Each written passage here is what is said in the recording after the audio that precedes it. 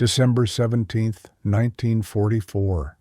A checkpoint outside Yvela, Belgium. The jeep rolled to a stop, breath visible in frozen air.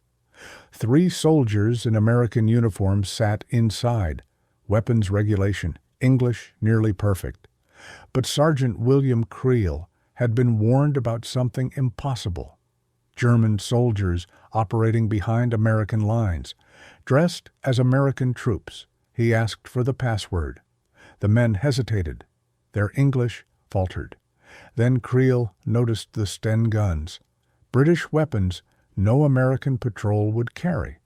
Within minutes, Unteroffizier Manfred Pernass, Oberfähnrich Günther Billing, and Gefreiter Wilhelm Schmidt were in custody. Under their olive drab, they wore German field gray.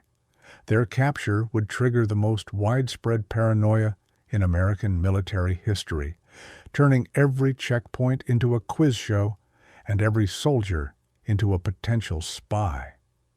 The mathematics of detection would be written not in codes, but in baseball statistics and Hollywood gossip. October 22, 1944. Hitler's headquarters, East Prussia. Hitler summoned SS Obersturmbannführer Otto Skorzeny, Germany's most feared commando. Skorzeny had rescued Mussolini from a mountain prison in 1943 and kidnapped the Hungarian regent's son in 1944. Now Hitler gave him his most audacious mission yet. German forces would launch a massive counteroffensive through the Ardennes, driving toward Antwerp to split American and British armies. But success depended on speed. They needed to capture bridges over the Meuse River before Allied engineers could destroy them. Skorzeny would form Panzer Brigade 150 to seize those bridges. The twist? His men would wear American uniforms. Skorzeny understood immediately. Under the Hague Convention, soldiers captured in enemy uniforms could be executed as spies.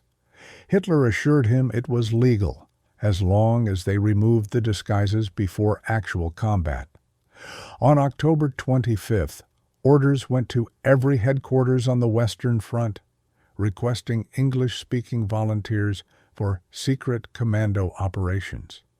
Skorzeny knew Allied intelligence would intercept this within days. He requested cancellation. Hitler refused. The Allies did intercept the order on November 30th, but dismissed it as too brazen to be real. What arrived at the training camp in Grafenwöhr was almost comical. Of 2,500 men assembled, only 10 spoke perfect English, with American idioms. Another 30 to 40 spoke English well but knew no slang. Between 120 to 150 spoke moderately well. The rest had barely school-level English. Skorzeny later wrote, the result was terrifying. Those with minimal English were instructed to exclaim, "Sorry," if approached by Americans, then open their trousers and hurry off, feigning diarrhea. The equipment situation was worse. They requested 15 Sherman tanks, 100 jeeps, 120 trucks, and sufficient American uniforms. What arrived? 2 Sherman tanks. 1 immediately broke down. 5 German Panther tanks disguised with sheet metal and olive paint, and a hodgepodge of British, Polish, and Russian uniforms, some blood-stained.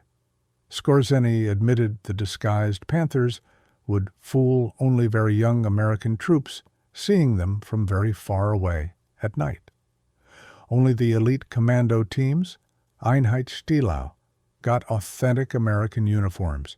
They studied military organization, watched American movies, memorized brand names and Hollywood stars, practiced walking and smoking like Americans. Their missions? Destroy bridges and supplies, scout river crossings, reverse road signs, cut phone lines, spread false orders. The risk was clear. Capture meant execution.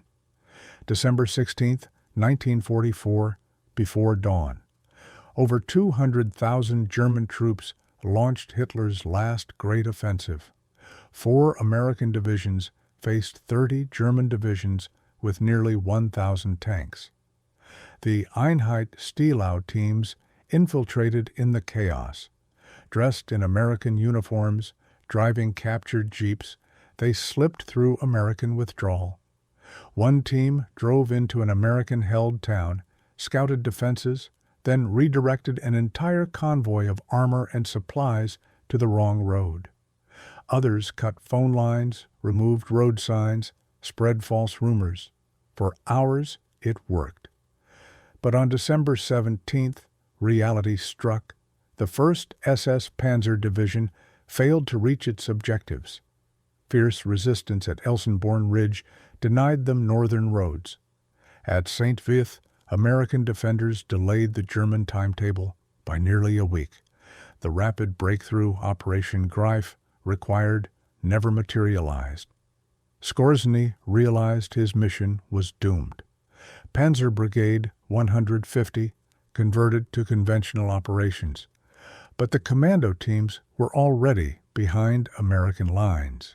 The capture of Pernas, Billing, and Schmidt near Ivela created immediate panic. During interrogation, Schmidt made an electrifying claim. Their mission was part of a larger operation to infiltrate Supreme Headquarters and capture or kill General Eisenhower himself. No evidence ever confirmed this plan existed. The actual mission was capturing bridges, but the damage was done. Within hours, Eisenhower found himself virtually imprisoned in his Versailles headquarters, surrounded by guards. He was reportedly furious, especially when confinement extended through Christmas. After several days, he angrily declared he had to get out and didn't care if anyone tried to kill him. But the paranoia spread far beyond Eisenhower. Checkpoints appeared throughout Allied rear areas. Military policemen began interrogating every soldier with questions designed to identify Germans posing as Americans. What's the capital of Illinois? Who won the 1940 World Series? Who's Mickey Mouse's girlfriend? What team plays at Wrigley Field? MPs improvised constantly. State geography, baseball statistics, Hollywood gossip, American slang. The system was chaotic and absurd. Many genuine American soldiers couldn't answer. General Omar Bradley was detained when he correctly identified Springfield as Illinois' capital, but the MP believed it was Chicago. Brigadier General Bruce Clark was held at gunpoint after incorrectly stating the Cubs played in the American League. British soldiers faced particular difficulties. When one officer was asked who won the 1940 World Series, he could only reply he hadn't the faintest idea. The paranoia affected operations significantly. Troop movements that should have taken hours required days. Supply convoys sat idle at checkpoints. Units rushing to reinforce threatened sectors were delayed by repeated interrogations.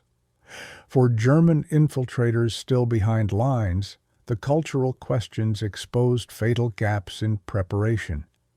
They'd studied military procedures and rank insignia, but hadn't anticipated interrogations about baseball statistics or Hollywood marriages. Between December 16th and 31st, American forces captured 23 Operation Greif members. The legal situation was clear. Article 23 of the Hague Convention specifically forbade improper use of enemy uniforms. Soldiers captured wearing enemy uniforms during operations could be tried as spies. The first trial began December 21st. Pernas, Billing, and Schmidt faced charges of violating the laws of war. The evidence was overwhelming. All 3 were convicted and sentenced to death. On December 23rd, 2 days before Christmas, the sentences were carried out. White paper targets were pinned over their hearts. Schmidt's glasses were removed. They were blindfolded.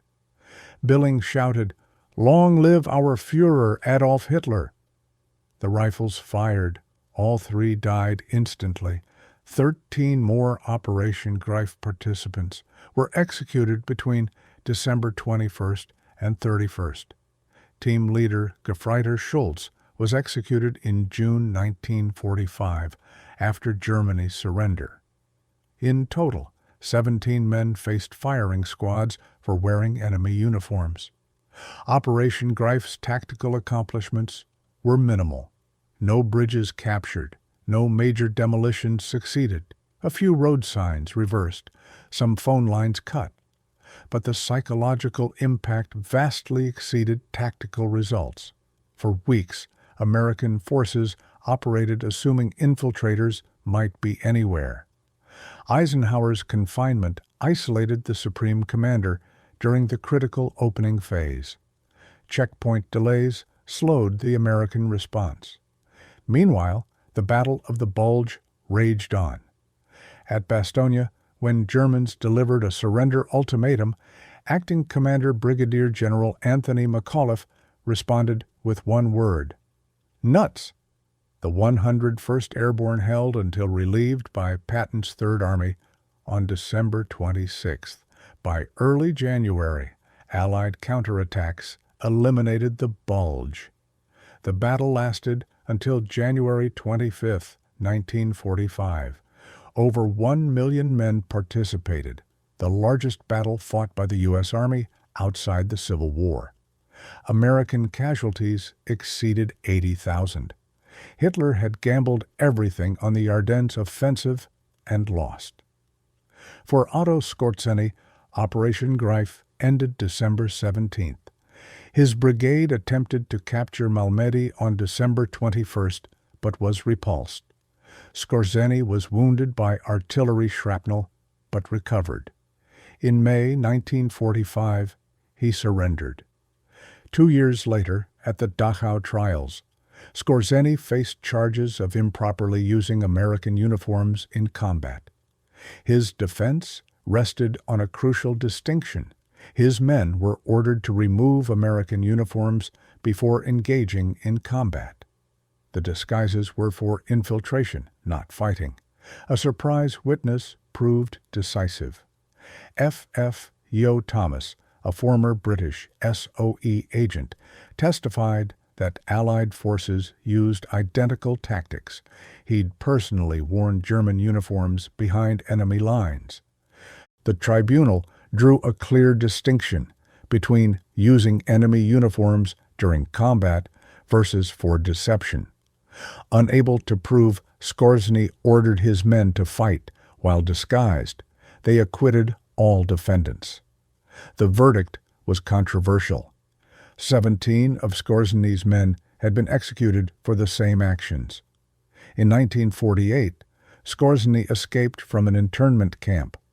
Some historians speculate with tacit American assistance. He eventually settled in Spain, worked as a military advisor in Egypt, and died in Madrid in 1975 at age 67. He never expressed regret. The checkpoint interrogations became American military folklore, symbols of how cultural identity served as security during crisis. The improvised system proved effective at exposing infiltrators whose language training couldn't replicate the casual cultural knowledge Americans absorbed from childhood. Being American involved more than speaking English or wearing the right uniform. It involved shared experiences and collective memories that couldn't be taught in weeks. The 17 executed men rest today at Lommel Cemetery in Belgium, alongside 39,000 other German war dead. Manfred Pernas was 23, Günther Billing was 21, Wilhelm Schmidt was 24. Each was someone's son, perhaps someone's brother. Operation Greif demonstrated that special operations cannot compensate for conventional military failure. Skorzeny infiltrators couldn't capture bridges if Piper's panzers never reached them. Yet the operation succeeded in creating disruption, far exceeding what the actual infiltrators accomplished. The mere possibility of infiltration created panic affecting hundreds of thousands of soldiers. This gap between perception and reality became a key lesson in psychological warfare. The checkpoint guards asking about baseball didn't know they were creating folklore. They were solving an immediate problem, improvising security measures rooted in genuine shared culture. And in the frozen forests of the Ardennes, it worked.